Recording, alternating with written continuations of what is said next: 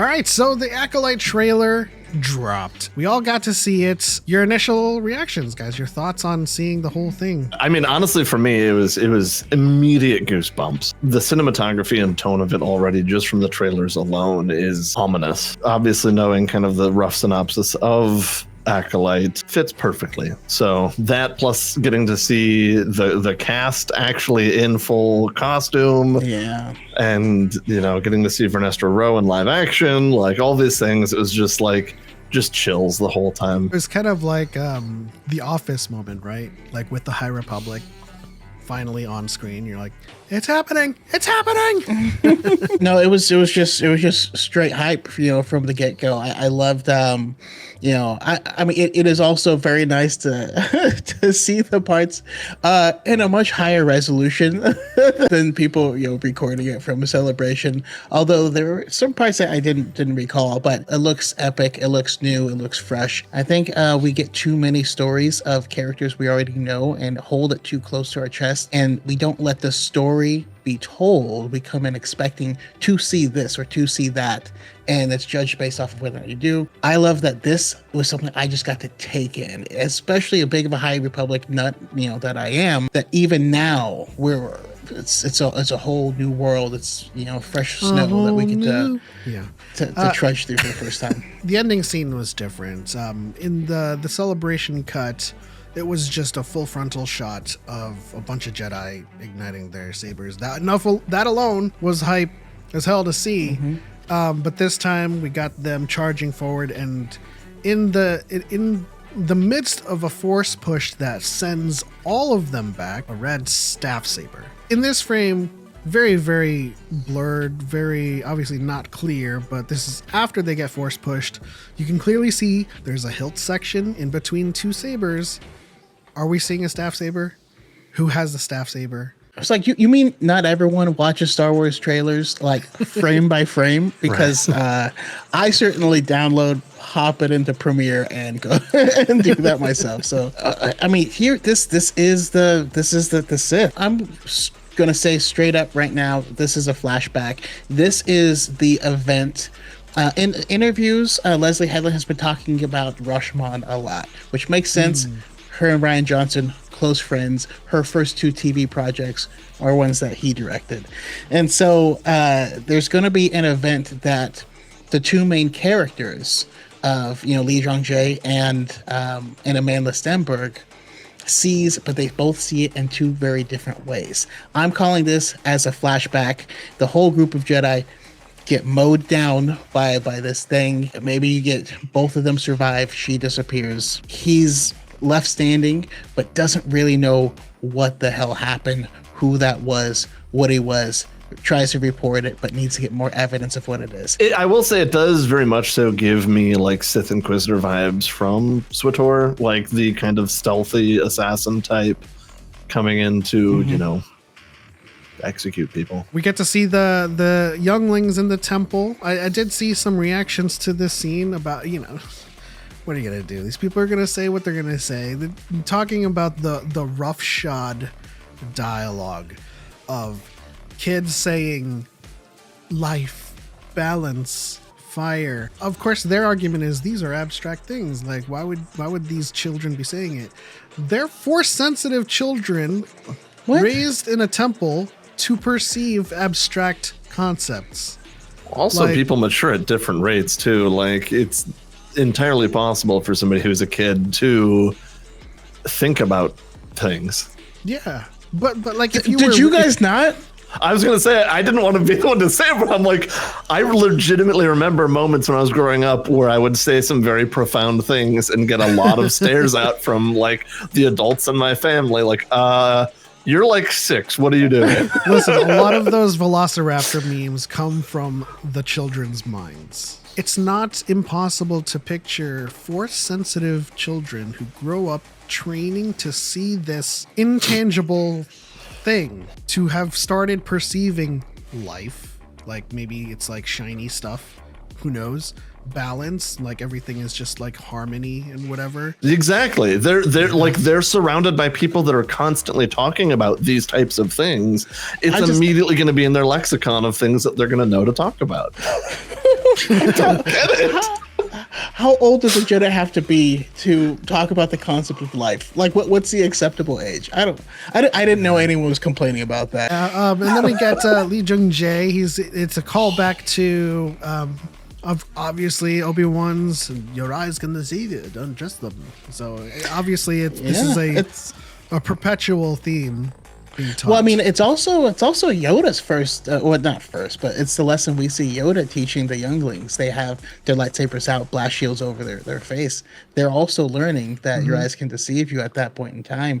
So it's cool that there's a thematic, it's thematic through all of Star Wars. And then, of course, we see what looks like Amanda Stenberg walking into a smuggler's den, for lack of a better term, and where we meet Trinity, Carrie-Anne Moss, returning to action for the first time. How did you feel watching the trailer for Masters of Terras Kasi? Choco? I mean, I freaking loved it. And I just love... I love all dexterity-based builds, especially ones that do wield knives. So that's kind of my thing. I just like to see what other types of combat exist in Star Wars that aren't just blasters or lightsabers. Yeah. So for me, anything like that is like chef's kiss. I guess the crux of this entire teaser is someone is killing Jedi. But then, of course, we see Kel Naka, our new Wookiee Jedi, played by the only person who can play Wookiees, apparently, Satomo. But we He's got love the being tall is a stature skill. for sure.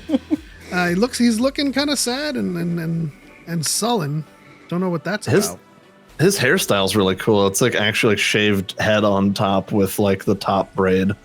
Ooh, yeah, it looks like a It looks really cool. And then we get to Lee Jung Jae fighting what is presumably, who is presumably Amanda Stenberg, yes. Is she the one? Is she the Acolyte?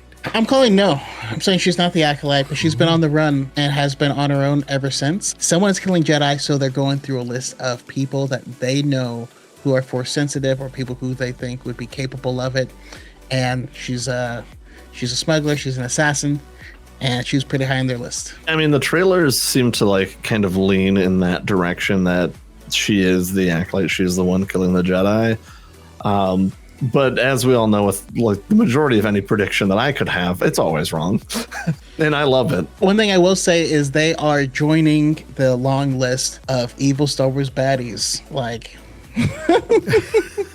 what are you doing to me? I'm just saying. We get to an ice planet, and then we get to this scene where we're introduced for the first time to Mother Anastasia, leader of a witch coven. This is the matriarchal, like, kind of like the sisterhood almost. You have something to say, Choco?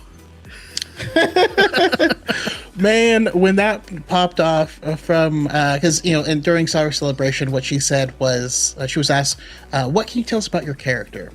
And she said, she's a powerful woman from a planet of women, which is really refreshing because Star Wars is more of a patriarchy.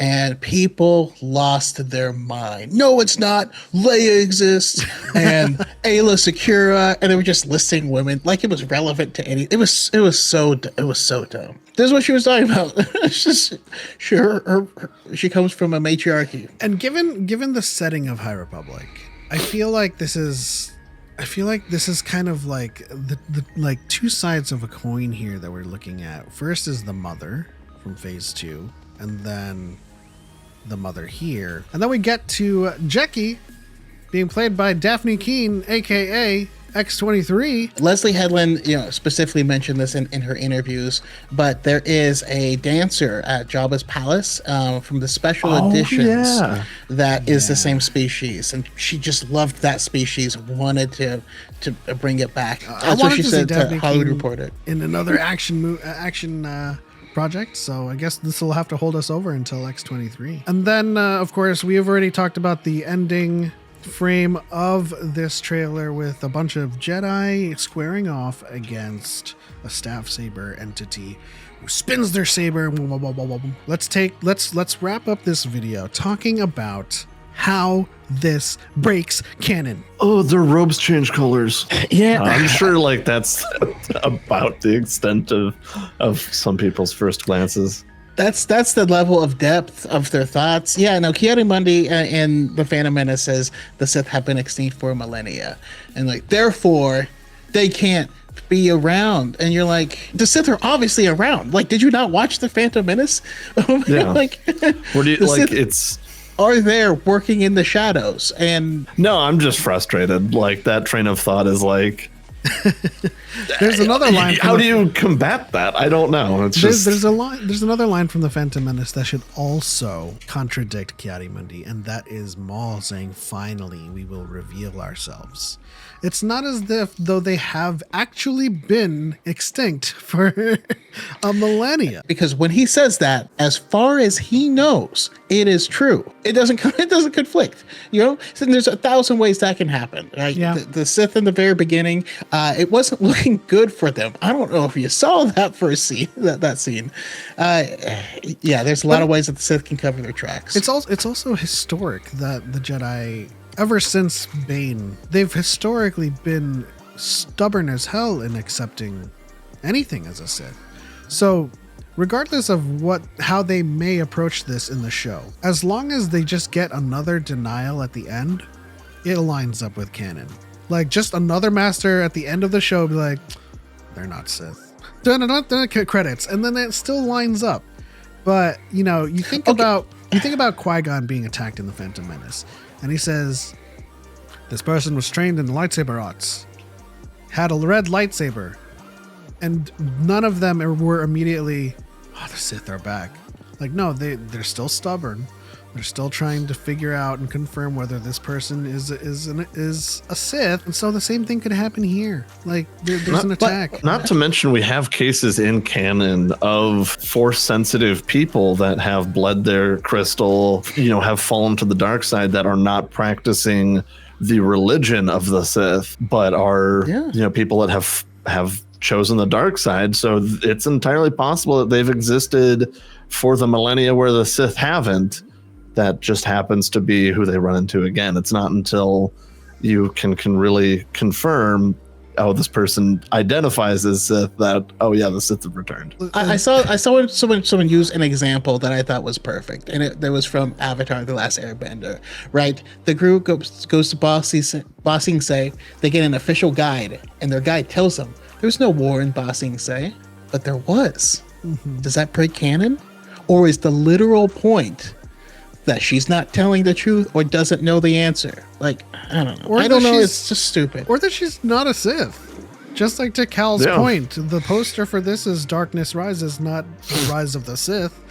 It could very well be someone falling to the dark side, bleeding their crystal, much like Dagan Gera, who was not Sith. There's other examples of the Acolytes of the Beyond in current timeline, and we have to recognize that the red lightsaber is not the official calling card of the Sith. It is the official calling card of the dark side. Whether or not someone adheres to, calls to, and answers to Sith ideology is an entirely different subject. Final thoughts on the trailer. Are you guys hyped? We're getting 2 episodes premiering on June 2. As long as it's not Yuuzhan Vong. Screw the Yuuzhan Vong. They're terrible. They're disgusting. I hate them. I mean, I don't really have much in the way of predictions as far as like anything that's going to be pulled in to canon or anything like that. But I do feel like this show is really going to show us how the Jedi change. I think it's going to hit some really dark moments. Absolutely. I mean, reading the High Republic, you get to see the cracks start to form, the fractures start to splinter off, and, you know, judging from the timeline of the Acolyte, you might get to see some pieces chip away. And then, of course, as Cal said, we're going to get to see the Jedi fall apart. I do have one additional prediction. We're not going to see Plagueis because, and this is said at least 100 years prior to his death. So he would at most be a teenager, or he could be so young that we would have to do a close-up of his daddy's ball sack. Guys, let us know in the comments what you think about Acolyte, and if you have any, takes as to whether or not it breaks canon, let us know, and we'll dismantle it completely. Don't forget to like, subscribe, and consider joining the DYAD Squadron. But this has been the DYAD in the Force. We'll see you guys next time.